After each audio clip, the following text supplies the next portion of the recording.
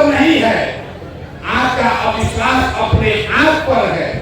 क्योंकि 30-40 वर्ष में मुसलमानों को ये दिमाग में बैठा दिया गया है कि आप अपने बल पर राजनीति नहीं कर सकते हो, आपको किसी न किसी के पीछे ही चलना है, इसीलिए ये आपके साथ धोखा हो रहा है।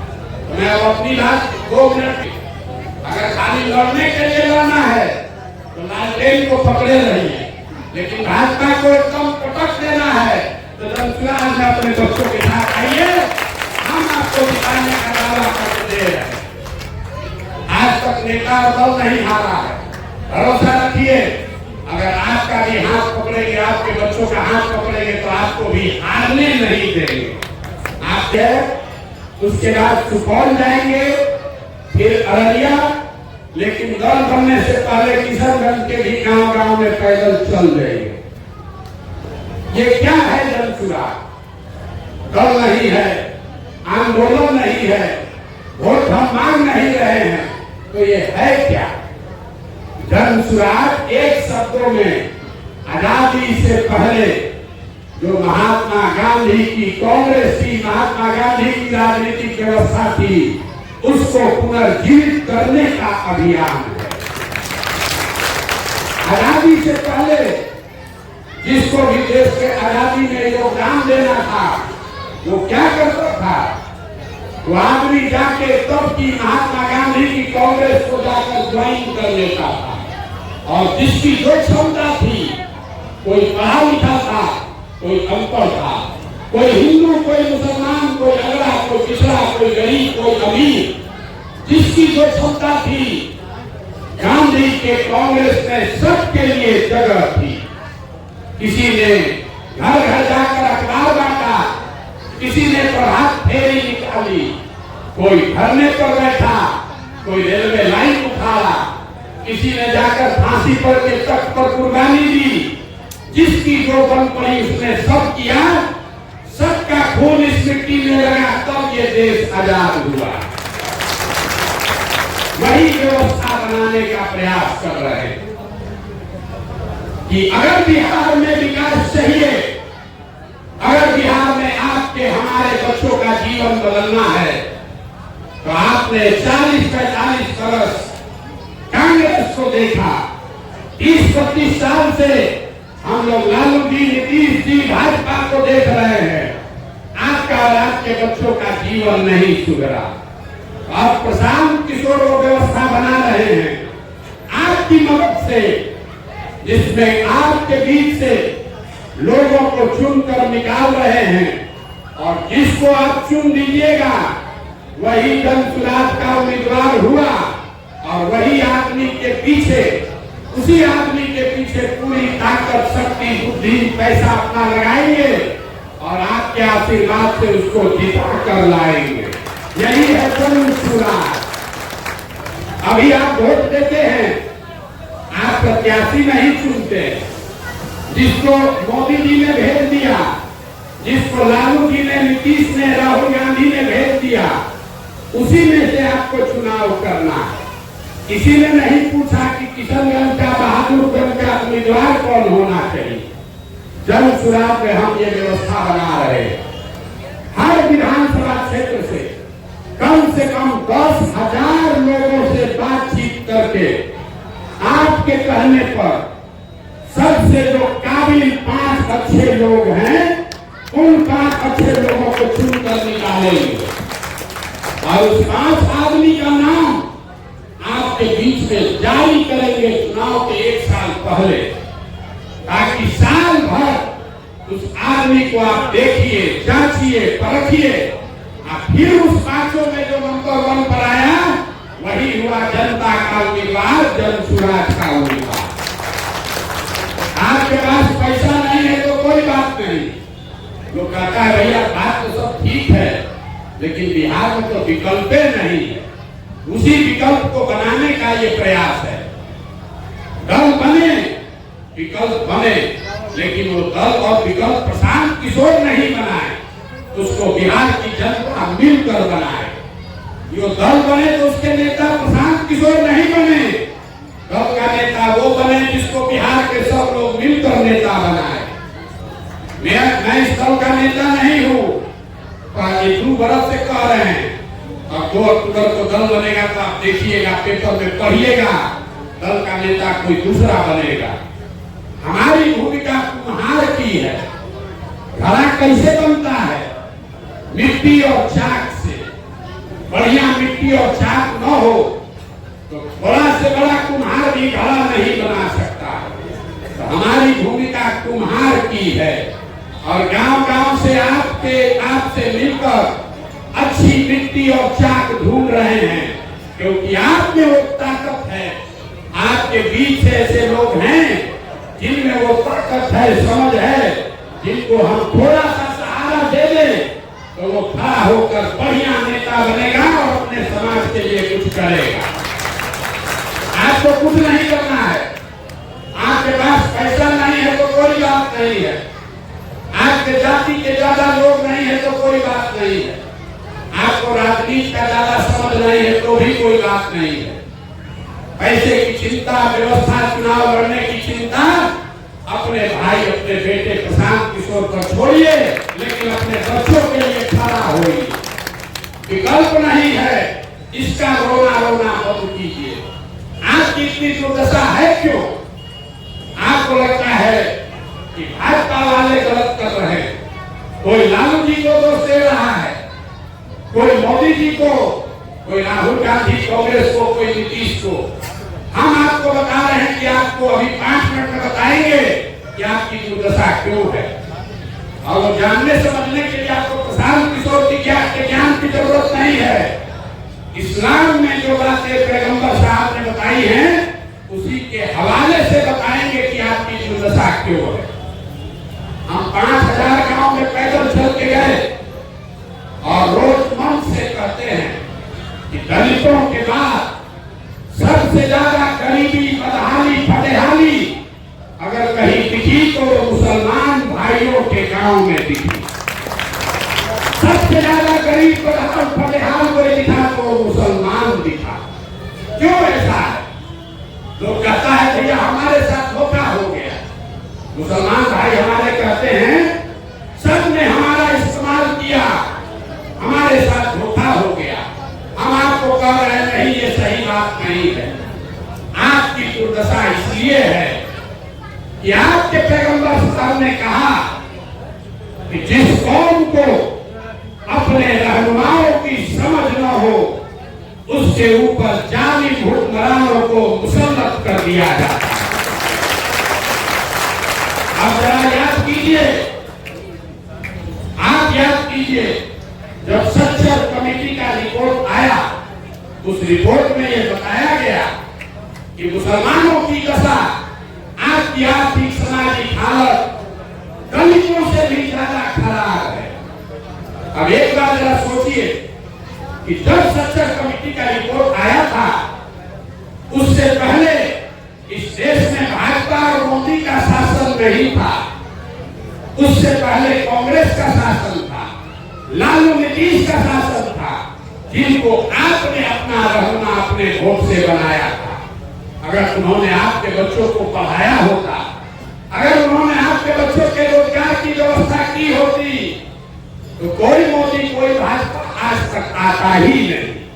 ये बात मैं नहीं कह रहा हूं, ये बात तो पैगंबर साहब ने कहा कि अगर आज का हुक्मरान जालिम है तो कहीं न कहीं आपसे अपने रहनुमाओं को चुनने में गलती हुई है। जब तक इसको नहीं मानोगे तब तक सुधार नहीं हो सकता। मुसलमान हम जहां जाते हैं कहता है भैया हमारे पास विकल्प नहीं है। अगर विकल्प नहीं है तो आपको विकल्प बनाने से किसने रोका है? 18% की आपकी आबादी है। इस राज्य में कम से कम 40 मुसलमान विधायक होने चाहिए। कितने विधायक हैं 19। ये चिंता का कारण नहीं है कि तो सब आपको नेता आके बताता होगा। हम दूसरी बात बताएंगे। 19 विधायक मुसलमानों का है, ये चिंता का कारण नहीं है, क्योंकि मुसलमानों को टिकट नहीं मिला इसलिए विधायक नहीं है। चिंता का कारण ये है कि बिहार में 1650 मुखिया मुसलमान होना चाहिए, है 1200 से कम। 22,000 लाख सदस्य मुसलमान होने चाहिए हैं 11,000 से कम, उसमें तो किसी दल के टिकट की जरूरत नहीं है। ये क्या दिखाता है? ये दिखाता है कि मुसलमान जो है वो अपने बच्चों को राजनीति में ला ही नहीं रहा। आपको जद्दोजहद कर ही नहीं रहे हैं। आप सोच रहे हैं कि कांग्रेस हमारा जीवन सुधार देगी, कोई कह रहा है कि लालू तेजस्वी सुधार देंगे, कुछ लोग कह रहे हैं प्रशांत किशोर आए हैं ये सुधार देंगे। लिख के लीजिए, इतने बड़े कौम का कोई रहनुमा नहीं हो सकता है। आपका रहनुमा आपको खुद ही बनना पड़ेगा, दूसरे आदमी आपकी मदद कर सकता है। हमारे पीछे मत चलिए, कहता भैया हम आप पर कैसे भरोसा करें। बिल्कुल हम पर प्रशांत किशोर पर भरोसा मत कीजिए, हम पर भरोसा कीजिएगा तो जैसे पहले तो लोगों ने ठगा है हम भी आपको ठगेंगे, लेकिन अपने आप पर, अपने वजूद पर, अपनी ताकत पर, अपने अनुभव पर, अपनी बुद्धि पर, उस पर भरोसा कीजिए। क्योंकि आपके कौम में ही पैगंबर साहब ने कहा बिना जद्दोजहद के जीवन में कुछ हासिल नहीं हो सकता है। हम नहीं कह रहे, आज का जो मुसलमान है वो जद्दोजहद नहीं करना चाहता। यहाँ जितने लोग बैठे हैं आपके मुंह पर कह रहा हूं, मुसलमान जद्दोजहद नहीं करना चाहता। वो सोचता है कोई आए हमें पार करके निकाल दे, ये नहीं हो सकता है। अगर ऐसा होता तो आपके पैगंबर साहब ने ये कहा होता जद्दोजहद मत करो, किसी के पीछे खड़ा हो जाओ, वही आदमी तुमको पार कर देगा। आप यहाँ वोट करते हैं, जिससे अभी बात करेंगे, हर आदमी कहता है पढ़ाई नहीं है, रोजगार नहीं है, सड़क नहीं, नाली नहीं, गली नहीं।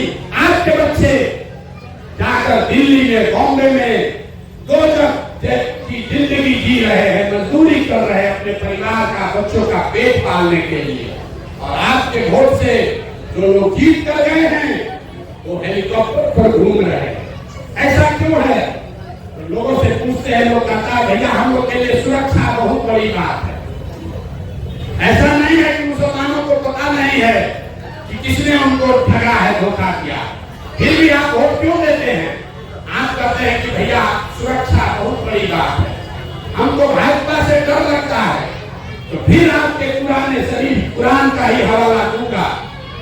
मुसलमानों को बताया गया अल्लाह को छोड़कर किसी से नहीं डरना है। और आपको भाजपा का इतना डर है कि आपको अपने बच्चों की तकलीफ भी नहीं दिख रही है, तो आपका भला कैसे होगा? कैसे होगा आप बताइए। आप कह रहे हैं कि हम भाजपा के डर से ऐसे आदमी को भी वोट दे रहे हैं जिसने आपके बच्चों का हक लूटा। आप ऐसे आदमी को भी वोट दे रहे हैं जिन्होंने आपका 2 पीढ़ी आपको बर्बाद कर दिया। इसके लिए डर के नाम, भाजपा से डर से क्यों डरते? ये बात तो आपके कौम में जो बुनियादी बातें हैं उसके खिलाफ है। मैं आपको बता रहा हूं, जब मैं पैदल चल रहा था, सीतामढ़ी में एक हमको मौलाना मिले, उन्होंने एक बहुत अच्छी बात बताई कि प्रशांत जी आप तो हिंदू हो, बहुत लोगों के साथ काम आपने किया है, मुसलमान आपकी बात माने न माने उसका आप पर विश्वास हो न हो, मैं तो मौलाना हूँ, पूरी जिंदगी अपना कौम के लिए दे दिया, लेकिन 2 वर्ष पहले सीतामढ़ी में खड़े होकर जब हमने कहा कि अब समय आ गया है कि मुसलमान अपने बच्चों के लिए लालटेन से हक मांगे, तो पूरे सीतामढ़ी में मुसलमानों ने कहा कि लगता है मौलाना बिक गया, भाजपा का एजेंट हो गया। ये आपकी दुर्दशा है मेरे भाई। आप खड़े होकर कह रहे 18% का हक चाहिए, आपको हक मिलेगा कैसे? आपके बच्चों की हक की कोई बात कर दे तो आपको वो भाजपा का एजेंट दिखता है, और जो कह दे कि भैया लालटेन को ही देते रहो, उसमें आपको अपना रहनुमा दिखता है। अब एक अंतिम और बात बताएंगे, ये तो लोगों के मन में बात है कि हमको सब ने ठगा है, हम लोग तो किसी के साथ गलत नहीं किए, हमारे पास विकल्प नहीं है। बिहार का एक कारण होगा कि आपका आंख खुलेगा कि आपके साथ क्या गलत आपने अपने साथ किया है। मैं आज नीतीश कुमार के खिलाफ खड़ा हूँ।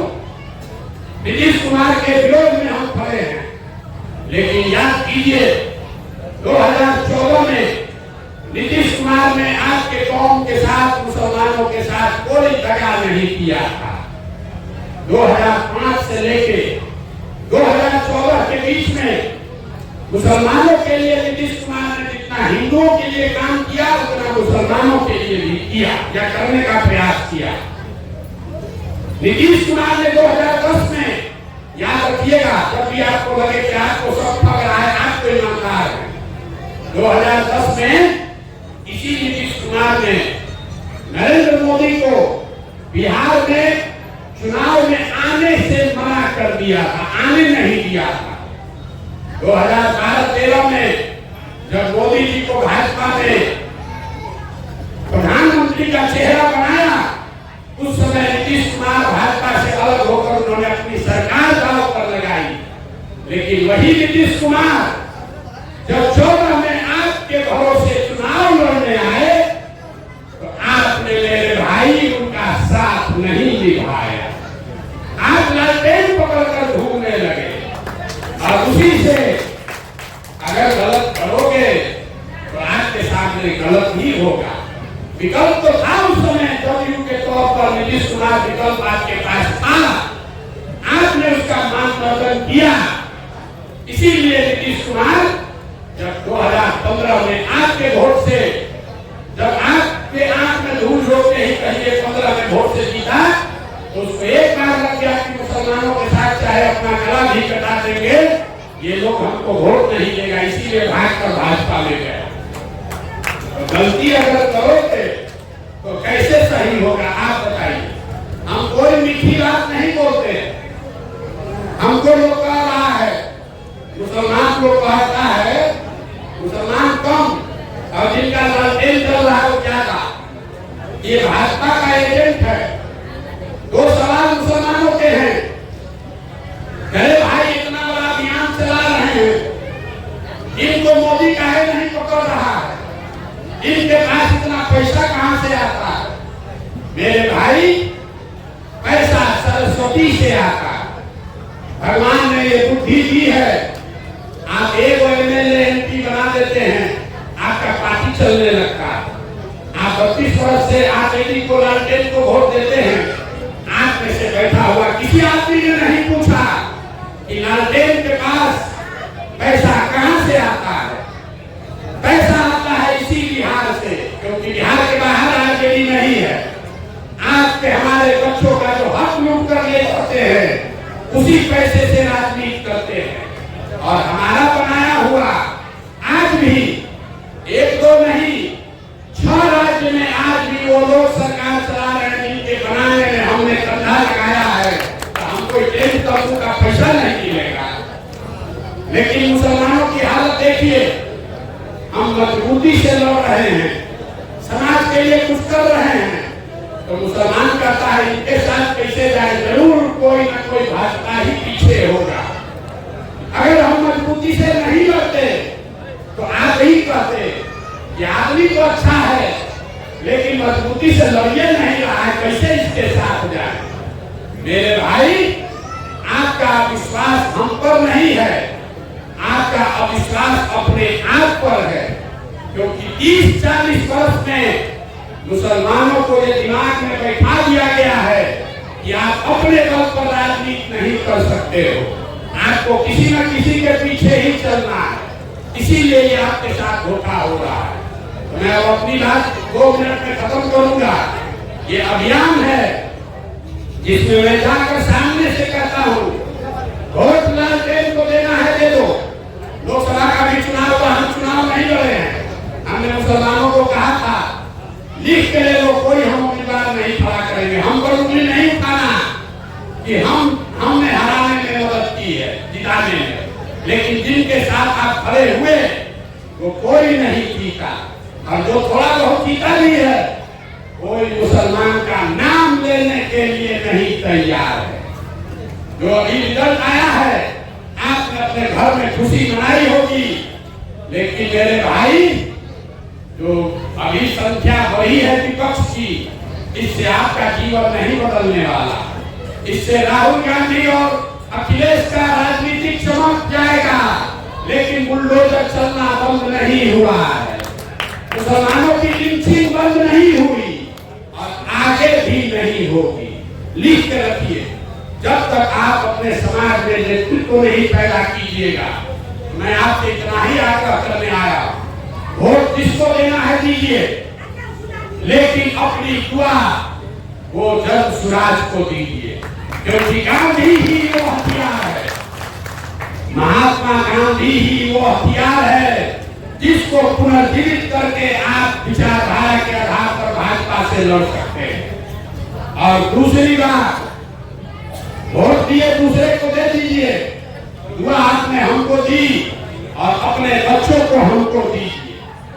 आपके बच्चे जो राजनीति में आना चाहते हैं, जो वार्ड सदस्य बनना चाहते हैं, जो मुखिया बनना चाहता है, जो विधायक बनना चाहता है, उसको टिकट नहीं मिल रहा है, उसके पास पैसा नहीं है, लेकिन ईमानदार और जज्बे वाला लड़का है, उस आदमी उस लड़के को मेरे हवाले कीजिए। अपने पैसे से उसको प्रशिक्षण भी देंगे और चुनाव भी लड़ाकर आपके बीच में दिखाकर देंगे। एक और अंतिम बात, आप यहाँ बंगाल के बिल्कुल बगल में ही रहते हैं, यानी 20 किलोमीटर दूर पर बंगाल है। जब भी आपको लगे कि प्रशांत किशोर पर भरोसा करें कि नहीं, तो याद कीजिए पिछले 10 वर्ष में आपके और आपके कौम पर सबसे बड़ा संकट कब आया? आप पर एक ही संकट आया, इतना बड़ा था जिसमें आपके घरों की महिलाएं भी निकल कर बाहर धरने पर बैठी। वो था सीए एनआरसी का संकट। सीए एनआरसी कब रुका? सीए एनआरसी उस दिन रुका जिस दिन भाजपा को बंगाल में, तारीख नोट कर लीजिए, 2 मई 2021 को जिस दिन भाजपा को बंगाल में शिकस्त दी गई, उस दिन सीए एनआरसी रुका।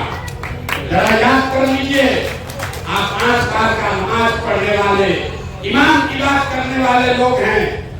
जब बंगाल में लड़ाई लगी, जब दिल्ली के अपने लोग उनको छोड़कर भाग गए, तो देश में कौन आदमी है जो दिल्ली के मदद में खड़ा हुआ? लालू तेजस्वी, अखिलेश, राहुल गांधी बंगाल नहीं गए थे।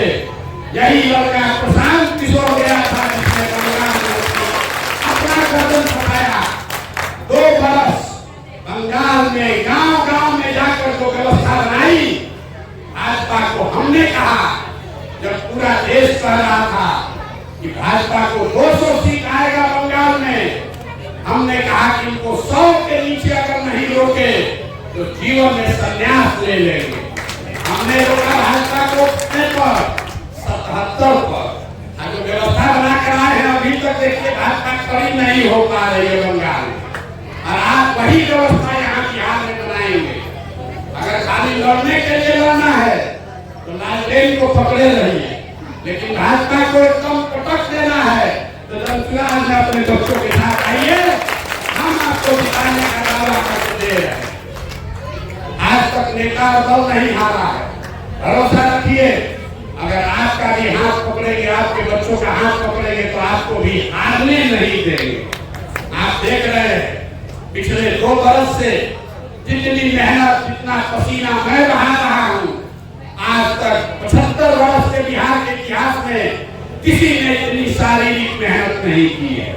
आप अपने बच्चों को जोड़िए, गांधी की विचारधारा को पुनर्जीवित करने के इस अभियान में अपना योगदान दीजिए। यही वो पेड़ है, यही वो पौधा है जिसको सींचिएगा तो बड़ा होकर आपके बच्चों को फल भी मिलेगा और आपको बुढ़ापे में छाया भी मिलेगी। तो ठूठ है, उसमें किरासन तेल बम के जलते रहिएगा तो उससे कुछ नहीं मिलने वाला। एक और अंतिम बात, कई लोग कहते हैं कि आप पे और ओवैसी साहब में क्या फर्क है? फर्क ये है कि ओवैसी साहब ये कह रहे हैं कि मुसलमानों को अपने हक के हकूक के लिए खड़ा होना चाहिए। मैं ये कह रहा हूँ कि मुसलमानों को अपने हक और हकूक के साथ के लिए खड़ा होना चाहिए, लेकिन उन 50% हिंदुओं के साथ खड़ा होना चाहिए जो विचारधारा के आधार पर गांधी के मानने वाले हैं और भाजपा के खिलाफ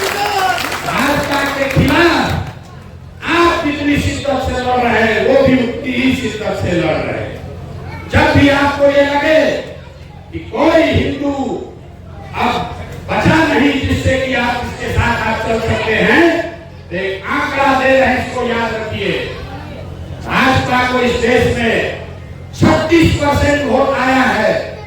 2019 में 37% वोट आया था। देश में 80% हिंदू रहते हैं। अगर 80 में 37% वोट आया, इसका मतलब है आधे से ज्यादा हिंदुओं ने भाजपा को अभी तक नहीं स्वीकार किया।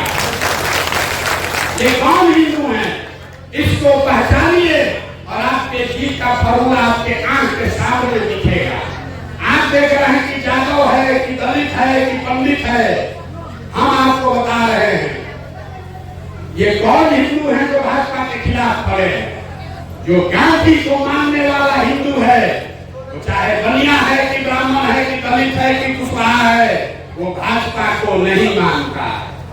जो अंबेडकर को मानने वाला हिंदू है, वो किसी भी जात का हिंदू है, वो भाजपा को नहीं मानता। जो कम्युनिस्ट विचारधारा के मानने वाले हिंदू हैं, वो भी भाजपा को नहीं मानते।